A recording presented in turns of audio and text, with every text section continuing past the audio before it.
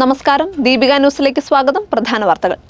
രാജ്യത്തെ തെരുവുനായ പ്രശ്നത്തിൽ നിർണായക ഉത്തരവുമായി സുപ്രീം കോടതി. റോഡുകളിൽ നിന്നും പൊതുവിടങ്ങളിൽ നിന്നും തെരുവുനായ്ക്കളെ നീക്കണമെന്നും നിരീക്ഷണത്തിനായി പട്രോളിംഗ് സംഘത്തെ നിയോഗിക്കണമെന്നും സുപ്രീം കോടതി ഇടക്കാല ഉത്തരവിറക്കി. എല്ലാ സംസ്ഥാന സർക്കാരുകളും ഇത് സംബന്ധിച്ച നടപടി സ്വീകരിക്കണം. എന്തെല്ലാം നടപടിയെടുത്തുവെന്ന് ചീഫ് സെക്രട്ടറിമാർ കോടതിയെ അറിയിക്കണം. കൃത്യമായ പരിശോധന ഇക്കാര്യത്തിൽ ഉണ്ടാകണമെന്നും ജസ്റ്റിസ് വിക്രംനാഥ് അധ്യക്ഷനായ ബെഞ്ച് വ്യക്തമാക്കി. ദേശീയപാതയടക്കം റോഡുകളിൽ നിന്ന് കന്നുകാലികൾ, നായ്ക്കൾ എന്നിവയടക്കമുള്ള മൃഗങ്ങളെ സുരക്ഷിത കേന്ദ്രങ്ങളിലേക്ക് മാറ്റാനാണ് നിർദ്ദേശം. സർക്കാർ ഓഫീസുകൾ, സ്പോർട്സ് കോംപ്ലക്സുകൾ, ബസ് സ്റ്റാൻഡ്, റെയിൽവേ സ്റ്റേഷൻ ഉൾപ്പെടെയുള്ള പൊതുവിടങ്ങളിൽ നിന്ന് തെരുവ് നായ്ക്കളെ നീക്കാൻ എല്ലാ സംസ്ഥാന സർക്കാരുകളും നടപടി സ്വീകരിക്കണം. വിദ്യാഭ്യാസ സ്ഥാപനങ്ങളടക്കം നായ്ക്കൾ കയറാതിരിക്കാൻ നടപടികൾ ഉണ്ടാകണം. ഇക്കാര്യത്തിൽ ദിവസേനയുള്ള പരിശോധന നടത്തണമെന്നും ഉത്തരവിൽ പറയുന്നു. ദേശീയപാതയിൽ നിന്ന് മൃഗങ്ങളെ നീക്കിയ നടപടിയിൽ 8 ആഴ്ചയ്ക്കുള്ളിൽ നടപടി സ്വീകരിക്കണം. നടപ്പിലാക്കിയ കാര്യങ്ങൾ ചീഫ് സെക്രട്ടറിമാർ സുപ്രീം കോടതിയെ അറിയിക്കണം. പിടികൂടുന്ന തെരുവ് നായ്ക്കളെ ഷെൽട്ടർ ഹോമുകളിലേക്ക് മാറ്റി വന്ധ്യംകരിക്കണം. ഇതിനായുള്ള നടപടികൾ മുനിസിപ്പൽ കോർപ്പറേഷൻ അടക്കം തദ്ദേശ സ്ഥാപനങ്ങൾ സ്വീകരിക്കണമെന്നും സുപ്രീം കോടതി ഇടക്കാല ഉത്തരവിൽ വ്യക്തമാക്കി. 5 വർഷത്തിനിടെ കേരളത്തിൽ 100-ലേറെ പേർ പേവിഷബാധയേറ്റ് മരിച്ചു എന്നാണ് കണക്ക്. പുതിയ അപ്ഡേറ്റുകൾ അവതരിപ്പിച്ചുകൊണ്ട് ഗൂഗിൾ മാപ്സ് അടിമുടി മാറാനൊരുങ്ങുന്നു. അപകട സാധ്യതകൾ മുൻകൂട്ടി അറിയിക്കുന്ന സംവിധാനം ഇന്ന് ഗൂഗിൾ മാപ്സിൽ ഉണ്ടാകുമെന്നാണ് അധികൃതർ പറയുന്നത്. ജിമിനി എന്ന AI-യുടെ സഹായത്തോടെയാണ് ഗൂഗിൾ മാപ്സ് അടിമുടി പരിഷ്കരിക്കുന്നത്. യാത്രക്കാരെ ഏറെ സഹായിക്കുന്ന നിരവധി സൗകര്യങ്ങൾ ഇനി ഗൂഗിൾ മാപ്സ് നൽകും. വെറുതെ റൂട്ട് മാപ്പ് നോക്കുക എന്നതിനേക്കാൾ സമ്പൂർണ്ണ ട്രാവൽ സഹായിയായി ഗൂഗിൾ മാപ്സ് മാറുകയാണ്. അടുത്ത പെട്രോൾ പമ്പ് എവിടെ? അവിടെ പാർക്കിംഗ് സൗകര്യമുണ്ടോ? നിലവിൽ പാർക്കിങ്ങിന്റെ സ്ഥിതി എന്താണ് എന്നൊക്കെ ചോദിച്ചാൽ ഉടൻ ഉത്തരം ലഭിക്കും. 25 കോടിയിലധികം പ്രദേശങ്ങളുടെ സമഗ്ര വിവരങ്ങൾ അവലോകനം ചെയ്താണ് ഗൂഗിൾ മാപ്സ് പ്രവർത്തനം. EV ചാർജിംഗ് സൗകര്യം, കുറുക്ക് വഴികൾ എന്നിവയും ഇനി ഗൂഗിൾ ആൻറ്റി പറഞ്ഞു തരും. കലണ്ടർ, ജിമെയിൽ എന്നിവ ഉപയോഗിക്കാൻ കഴിയും. പ്രധാന നഗരങ്ങളിലെ ട്രാഫിക് തടസ്സങ്ങൾ, വേഗപരിധി എന്നിവയും അറിയാം. റോഡ് അടയ്ക്കൽ, അറ്റകുറ്റപ്പണി എന്നിവയുടെ ആധികാരിക വിവരങ്ങൾ ലഭ്യമാക്കും. നാഷണൽ ഹൈവേ അതോറിറ്റി ഓഫ് ഇന്ത്യയുമായി സഹകരിച്ചാണ് ഇത് ലഭ്യമാക്കുന്നത്. പൊതുവിശ്രമ മുറികൾ, ഹോട്ടലുകൾ, മറ്റ് വഴിയോര സൗകര്യങ്ങൾ എന്നിവയും എളുപ്പത്തിൽ കണ്ടെത്താം. ആൻഡ്രോയിഡ് ഫോൺ ഉപയോഗിക്കുന്നവർക്ക് അവരുടെ മെട്രോ, ട്രാൻസ്പോർട്ട് ടിക്കറ്റുകൾ ഗൂഗിൾ വാലറ്റ് ആപ്പിനുള്ളിൽ സൂക്ഷിക്കാം. യാത്ര ചെയ്യുമ്പോൾ ഗൂഗിൾ മാപ്സിൽ നിന്ന് നേരിട്ട് ടിക്കറ്റുകൾ കാണാനും ഉപയോഗിക്കാനും ഇത് സഹായിക്കും. വൈകാതെ 9 ഇന്ത്യൻ ഭാഷകളിൽ പാലങ്ങളും ഫ്ലൈ ഓവറുകളുമൊക്കെ ചൂണ്ടിക്കാട്ടുന്ന വോയിസ് നാവിഗേഷൻ ലഭ്യമാക്കും. ഏതാനും ആഴ്ചകൾക്കുള്ളിൽ ആൻഡ്രോയിഡ്, iOS ഉപഭോക്താക്കൾക്ക് പുതിയ അപ്ഡേറ്റ് ലഭ്യമാകും. എണ്ണക്കപ്പൽ സൊമാലിയൻ തീരത്ത് കടൽ കൊള്ളക്കാർ ആക്രമിച്ചു. ഗുജറാത്തിലെ സിക്ക തുറമുഖത്ത് നിന്ന് ദക്ഷിണാഫ്രിക്കയിലെ ഡർബനിലേക്ക് പോയ എണ്ണക്കപ്പലിന് നേരെയാണ് ആക്രമണം ഉണ്ടായത്. യന്ത്രത്തോക്കുകളും ഗ്രനേഡുകളുമായി എത്തിയ അക്രമികൾ വെടിയുതിർത്ത ശേഷം കപ്പലിൽ അതിക്രമിച്ച് കയറുകയായിരുന്നുവെന്ന് അധികൃതർ അറിയിച്ചു. മാൾട്ടയിൽ രജിസ്റ്റർ ചെയ്ത കപ്പലിൽ 24 ജീവനക്കാരുണ്ടായിരുന്നുവെന്നാണ് വിവരം. സുരക്ഷിത മുറിയിൽ അഭയം തേടിയ ജീവനക്കാരാണ് ഇപ്പോഴും കപ്പൽ നിയന്ത്രിക്കുന്നതെന്ന് നാവിക സുരക്ഷാ വൃത്തങ്ങൾ അറിയിച്ചു. ആളപായമോ മറ്റോ ഉണ്ടായിട്ടില്ലെന്നാണ് പ്രാഥമിക വിവരം. മേഖലയിലെ കപ്പലുകൾക്ക് UK maritime trade operation centre ജാഗ്രതാ നിർദ്ദേശം നൽകി. മേഖലയിൽ കടൽ കൊള്ളക്കാർ വീണ്ടും സജീവമായതായും ആക്രമണങ്ങൾക്കായി ഇവർ ഒരു ഇറാനിയൻ മത്സ്യബന്ധന ബോട്ട് തട്ടിയെടുത്തതായും വാർത്തകളുണ്ട്. കടൽ കൊള്ള ഏറ്റവും കൂടുതലായ 2011-ൽ 237 ആക്രമണങ്ങളാണ് റിപ്പോർട്ട് ചെയ്തത്. NSS ജനറൽ സെക്രട്ടറി സുകുമാരൻ നായർക്കെതിരെ പരസ്യമായ പടയൊരുക്കവുമായി നായർ ഐക്യവേദി.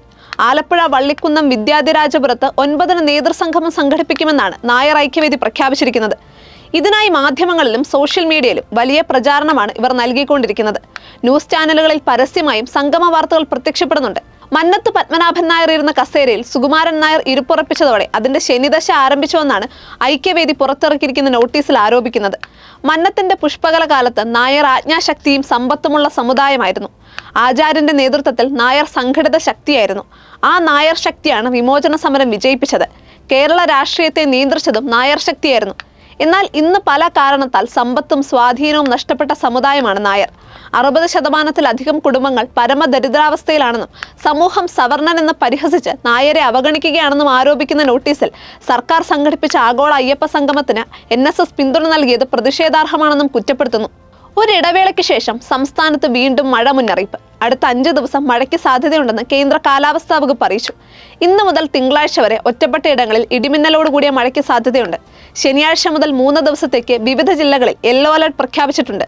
ശനിയാഴ്ച പത്തനംതിട്ട, ഇടുക്കി ജില്ലകളിലും ഞായറാഴ്ച തിരുവനന്തപുരം, കൊല്ലം, പത്തനംതിട്ട ജില്ലകളിലും തിങ്കളാഴ്ച തിരുവനന്തപുരം, കൊല്ലം, ആലപ്പുഴ ജില്ലകളിലും യെല്ലോ അലർട്ടാണ്. കുതിരാനെ വിറപ്പിച്ച് വീണ്ടും ഒറ്റയാൻ ഇറങ്ങി. നാട്ടുകാർ ഭീതിയിലായതോടെ ഒറ്റയാനെ തുരത്താൻ വയനാട്ടിൽ നിന്ന് ഇന്ന് രാവിലെ കുങ്കിയാനകളെ എത്തിച്ചു. വിക്രം, ഭരത് എന്നീ ആനകളെയാണ് വനംവകുപ്പ് കുതിരാനിലെത്തിച്ചത്.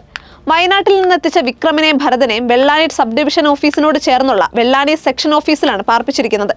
ഈ സെക്ഷൻ ഓഫീസ് ഇപ്പോൾ കുങ്കിത്താവളമാക്കി മാറ്റി. ഈ താവളത്തോട് ചേർന്ന പ്രദേശത്ത് ഇന്നലെയും ഈ കൊമ്പൻ ഉണ്ടായിരുന്നു.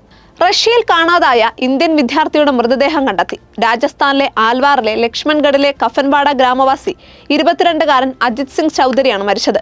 2023 ബഷ്കീർ സ്റ്റേറ്റ് മെഡിക്കൽ യൂണിവേഴ്സിറ്റിയിൽ MBBS കോഴ്സിന് ചേർന്ന അജിത് സിംഗിനെ ഒക്ടോബർ 9 കാണാതായിരുന്നു. ഉഫ നഗരത്തിലെ ഒരു അണക്കെട്ടിന് സമീപത്തു നിന്നുമാണ് മൃതദേഹം കണ്ടെത്തിയത്. രാവിലെ 11 പാല് വാങ്ങാൻ ഹോസ്റ്റലിൽ നിന്ന് പോയ അജിത് സിംഗ് മടങ്ങിയെത്തിയില്ലെന്ന് സുഹൃത്തുക്കൾ പറഞ്ഞു. സംഭവത്തിൽ റഷ്യയിലെ ഇന്ത്യൻ എംബസി പ്രതികരിച്ചിട്ടില്ല. പ്രമുഖ നടിയും ഗായികയുമായിരുന്ന സുലക്ഷണ പണ്ഡിറ്റ് അന്തരിച്ചു. 71 വയസ്സായിരുന്നു. ഹൃദയാഘാതത്തെ തുടർന്ന് വ്യാഴാഴ്ചയായിരുന്നു അന്ത്യം. സുലക്ഷണയുടെ സഹോദരൻ ലളിത് പണ്ഡിറ്റാണ് മരണവിവരം സ്ഥിരീകരിച്ചത്. ഹരിയാനയിലെ ഹിസറിൽ നിന്നുള്ള ഒരു സംഗീത കുടുംബത്തിൽ ജനിച്ച സുലക്ഷണ പണ്ഡിറ്റ് 1975 ഉൽജാൻ എന്ന ചിത്രത്തിലൂടെയാണ് സിനിമാ രംഗത്ത് കടന്നു വന്നത്. ചെഹ്റെ പേ ചെഹ്റാൻ, സങ്കോച്ച്, ഹേരാ ഫേരി, ഗണ്ടാൻ തുടങ്ങിയ സിനിമകളിൽ അഭിനയിച്ചു. പിന്നണി ഗായിക എന്ന നിലയിലും തിളങ്ങിയ സുലക്ഷണ തൂഹി സാഗർ, തൂഹി കിനാര, പർദേശ തേരെ ദേശ് മേം, ബാന്തിറെ കഹെ പ്രീത്, സോംവാർ കോ ഹമ്മിലെ തുടങ്ങിയ ഹിറ്റുകൾ പാടിയിട്ടുണ്ട്. ഓഹരി വിപണിയിൽ കനത്ത നഷ്ടം നേരിട്ടതിനെ തുടർന്ന് എഞ്ചിനീയർ ജീവനൊടുക്കി. കെമിക്കൽ എഞ്ചിനീയറായ ലവ് കുമാറാണ് ജീവനൊടുക്കിയത്. സാമ്പത്തിക ബുദ്ധിമുട്ടുകളും സ്വത്ത് തർക്കവും മൂലമാണ് താൻ മരിക്കുന്നതെന്ന് സൂചിപ്പിക്കുന്ന കുറിപ്പ് കണ്ടെത്തിയതായി പോലീസ് പറഞ്ഞു. യുവ സംവിധായകർ പ്രതികളായ ഹൈബ്രിഡ് കഞ്ചാവ് കേസിൽ സമീർ താഹിർ അടക്കമുള്ളവരെ പ്രതികളാക്കി എക്സൈസ് കുറ്റപത്രം സമർപ്പിച്ചു. ഖാലിദ് റഹ്മാനും അഷ്റഫ് ഹംസയ്ക്കും പുറമെ ഛായാഗ്രാഹകൻ സമീർ താഹിറും പ്രതിപട്ടികയിലുണ്ട്. കേസിൽ 4 പ്രതികളാണുള്ളത്. സമീർ താഹിറിന്റെ കൊച്ചിയിലെ ഫ്ളാറ്റിൽ വെച്ചാണ് എക്സൈസ് പിടികൂടിയത്. കഴിഞ്ഞ ഏപ്രിലാണ് 1.6 ഗ്രാം ഹൈബ്രിഡ് കഞ്ചാവുമായി സംവിധായകർ പിടിയിലായത്. കോഴിക്കോട് സ്വദേശിയായ നവീനാണ് ലഹരി കൈമാറിയതെന്നായിരുന്നു പ്രതികളുടെ മൊഴി. ഇതോടുകൂടി പ്രധാന വാർത്തകൾ അവസാനിക്കുന്നു. സത്യസന്ധമായ വാർത്തകൾ അറിയാൻ ദീപിക ന്യൂസ് ഫോളോ ചെയ്യൂ.